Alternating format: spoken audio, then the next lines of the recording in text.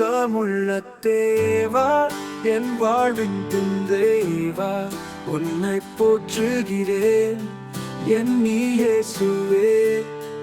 உன் கிருபையால் நான் வாழ்வது உண்மையே, உன்னை வணங்குகிறேன் என் தேவனே.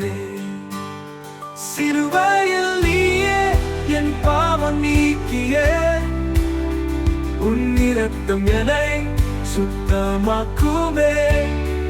அன்பின் தருணங்களில் நீ என்னை தாங்கினாய், என் நெஞ்சம் நிரப்பினாய், நீர் என்னை வாழ்வினாய்.